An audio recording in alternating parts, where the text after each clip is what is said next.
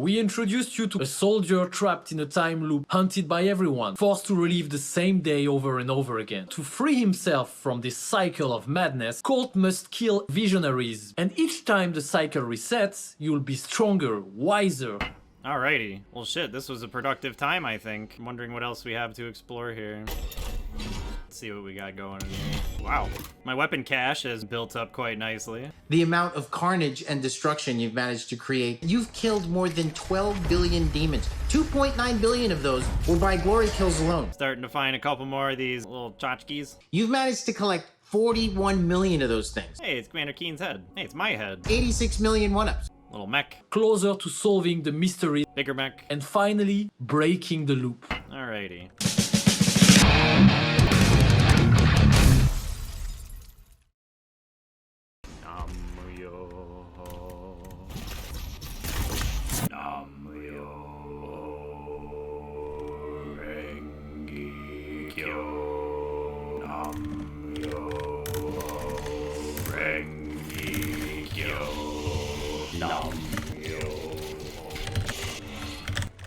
Ah! I didn't even know that door opened. I should have kept meditating.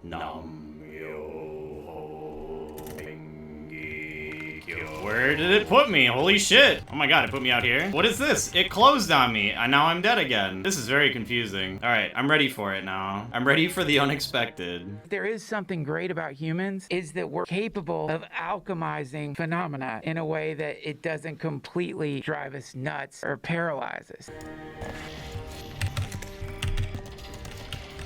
Anything that's happening to you can be converted into something either that's going to make you scared, self-destructive, rationalize your anger, rationalize your shitty decisions, or it can be used as a thing that completely converts you, shifts your method or way of living. And that's what's beautiful about a human, is that at any given moment you can do that. Like at any given moment, you can shed your operating system, theoretically. You could drop all of the hangups, all the weird shit. The future beings, whatever they are, I hope one of the qualities or one of the things they look back at is, holy shit, those poor things had no idea how powerful they were.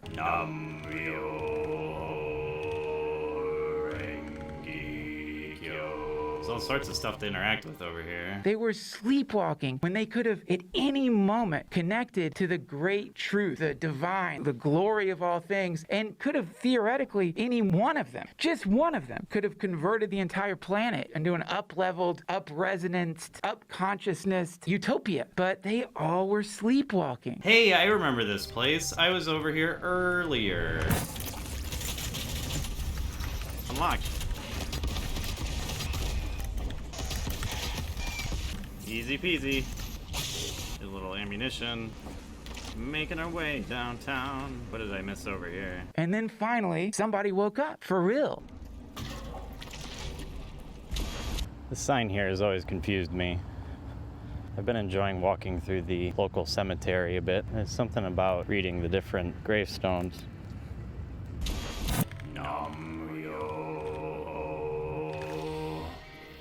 Aww. Wondering about my loved ones. Did you just not see me? I'm right here. Didn't want to fall for the old barrel trap? Barrel traps. This game is disgusting. What else could there possibly be? I guess there's that key there. But how do we get over there? I recognize that one. We're back here. Mixom. Let's see. Is there anything I may have missed while I wasn't over here? So there's all that stuff. There's some things above me. Oh yeah, there's a weapon point that I did not get. Let's go grab that. Maybe it was an upgrade. I don't know what it's called, but I walked right the fuck past this like 2 episodes ago. Help to make our friends transition. Let's see what I can get for my ballista. Mouse to charge up projectile, beds and demons, and then explodes. Seems like a pretty good option. Nice charge attack. Although, does that boost the damage? Destroyer blade. It's tempting too. I don't really seem to have much trouble with groups, so I'll go with the big target eliminator. Then there's the precision shot. This is the precision shot. Arbalist. Unlocked. I guess we already kind of went through this area. We came up there. Guess we can go back down here and see what we can find. Stock up on things we've missed. Oh, hey, it's one of those guys. Let's try this out then.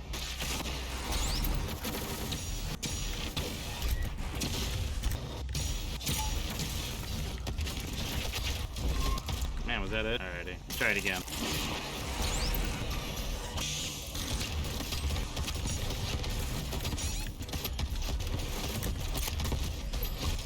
I think I got it that time. Did I get it that time? We did. Hooray. In a strange way, it puts my mind at ease. It's a gorgeous day today, too. I'm not surprised to see so many people here. Something about walking through here and focusing on my own thoughts while I do so. It's eye-opening. Sometimes the names or the words on the headstones has a certain relevancy to what I'm thinking at the time. Not always, but there's a certain amount of synchronicity to it. Sometimes it's eerily accurate. Frozen in time. Must have got that. Everything's writhing and pulsing and throbbing. Toothy. Maddeningly repetitive.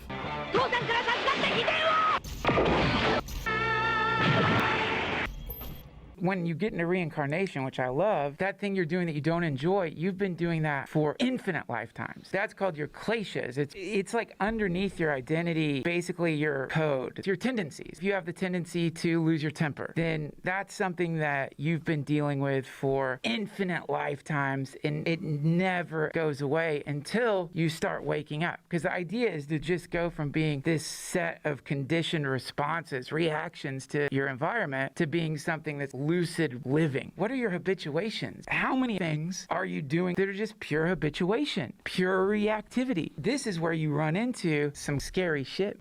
Alright, well, we've got those keys, so I suppose we take them out back to where we were, which was through this yellow door down here, I believe? Yeah, it was this way. And what was up here? Here to get this? We did. It's a rune room. Alright, what do we want? More glory kills faster, survive one death blow, and briefly slow down time. That is tempting. Enemies killed by blood punch, shockwave, drop health. That one's tempting too. Faster glory kills. It doesn't seem like it would help much. I thought enemies killed by blood punch, shockwave already dropped health though. I must have been mistaken. More of that placebo effect. Saving throw seems to be... You know what? I'm gonna get over my pride a little bit and actually fucking get this.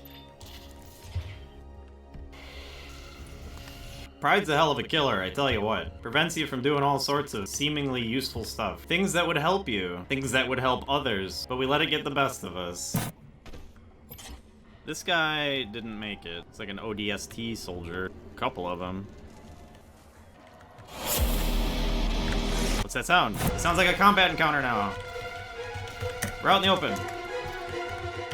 That's a lot of arachnotrons. Headshot. Ow.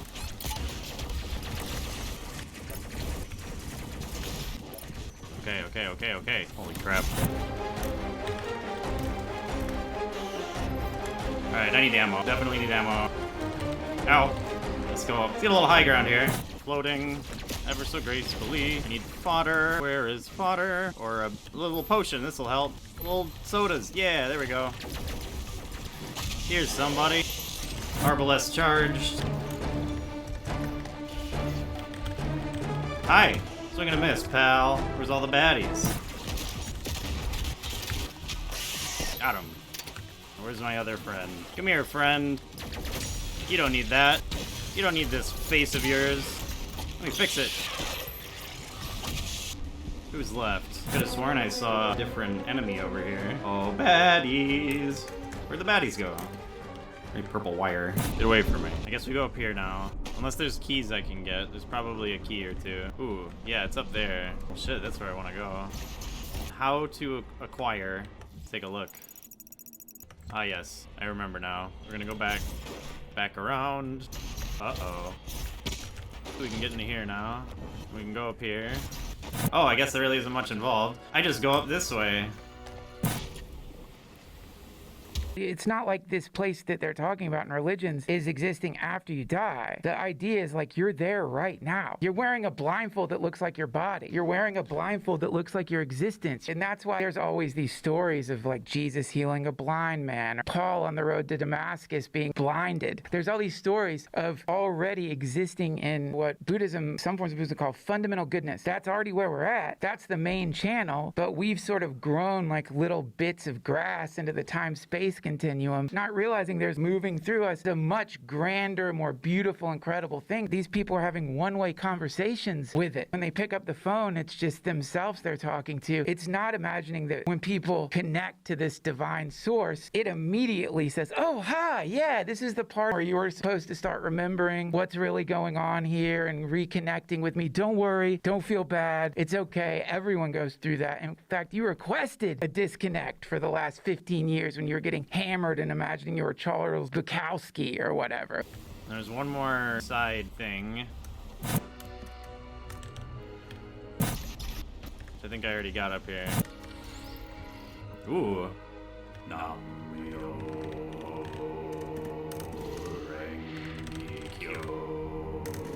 Blue key? Blue key. Alright, now we're making some progress. So I could go through here, and this is the way, and then I turn around. Classic form. It's the way! Let's go the other way. Do as I say, not as I do. Down, down, down, down.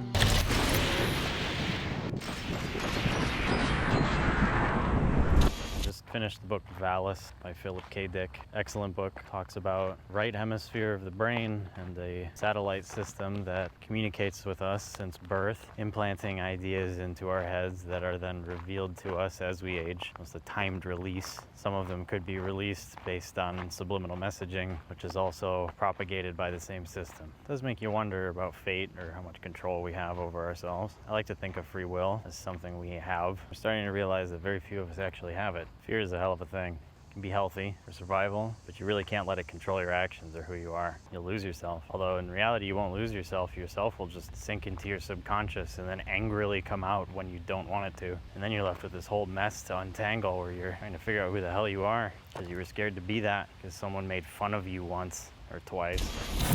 Ow, man. Something about specters. Tell you what. Hey, that one-shot him? Nice. Specters are weak. Synchronicity, though. Synchronicity is the meaningful coincidences that are causally unrelated. They're typically very context sensitive or specific to the person experiencing them. Yeah, it's so specific. So they're very difficult to share or even explain. Although I did drop in on Tanuki Tales' stream shortly after posting the last episode, and lo and behold, he was talking about deja vu. Extremely strong deja vu right now. Not even just from what I'm seeing and hearing, but like from what I'm thinking and from what I just said and going to the theater after the Anti-Soul Mystery Labs. Anybody that says deja vu is just because you've been in a similar situation before, I call major BS on that one. It's not from something that happened that was similar. It's like for a moment your brain is able to glimpse into infinite time. Could chalk it up to coincidence. What happens when these things are happening to you hundreds of times a day? What happens when your own thoughts are reflected in the world around you with confirmations and denials? Or, like if you ever heard of those notions where both past and the future don't exist, there's only the present and your perception of the past, like your memories just get manipulated and changed. It's like for a moment your brain is able to glimpse into that, and then it goes back. Can't talk about it. People will call you mad. They'll call you crazy. They're afraid they're going to get judged. A lot of people feel like they have a direct contact with some kind of sentience that isn't embodied inside of them, and it's giving them ideas, and they're just terrified to put it out to the world because it sounds like you're fucking nuts. It went from 0 to 100 so fast. See how it pulls them in?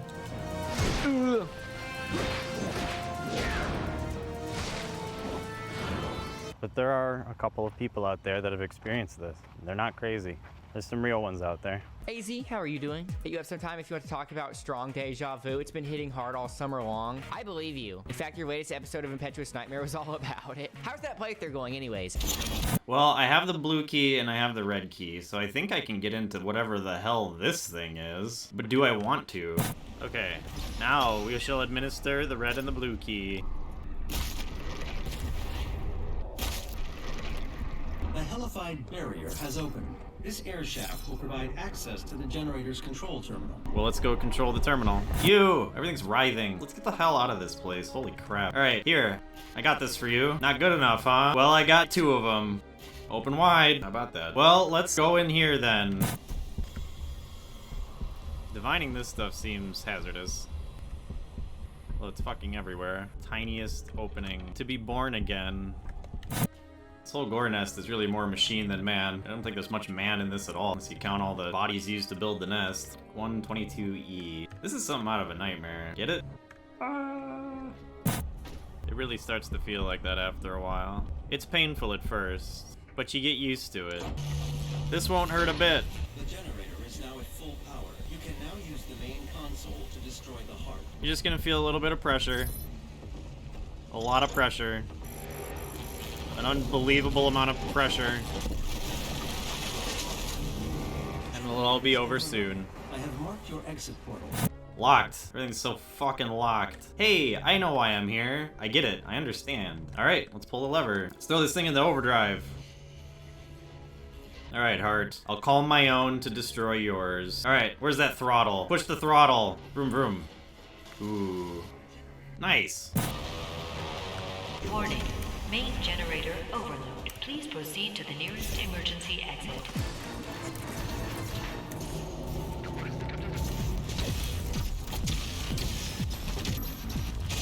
Sounds like, oh god. Is my exit portal cut off? Oh god.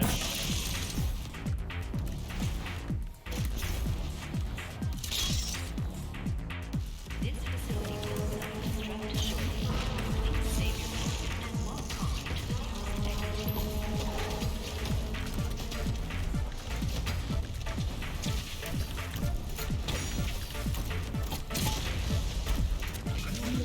I'll just pull this out and give it back.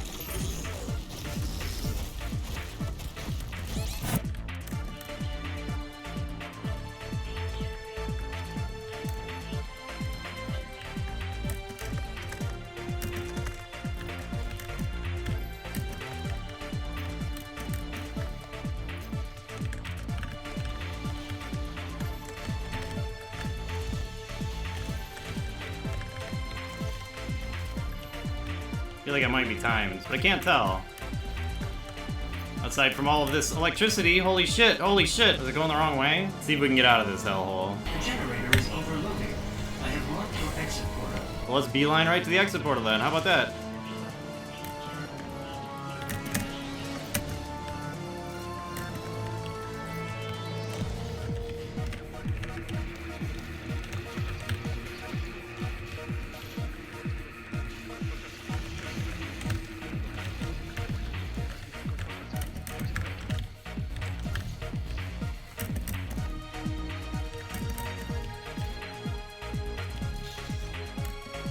I want my map. I should make that just open my map.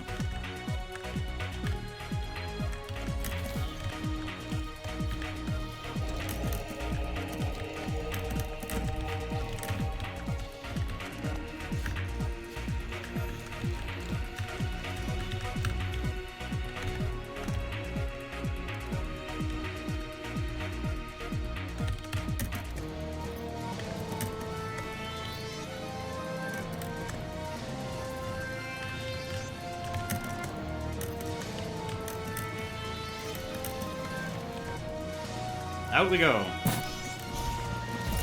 Oh god. That's not the nearest exit.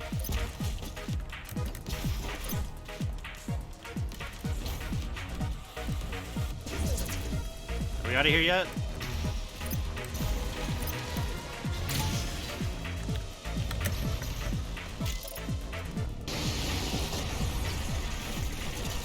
Slimy, yet satisfying.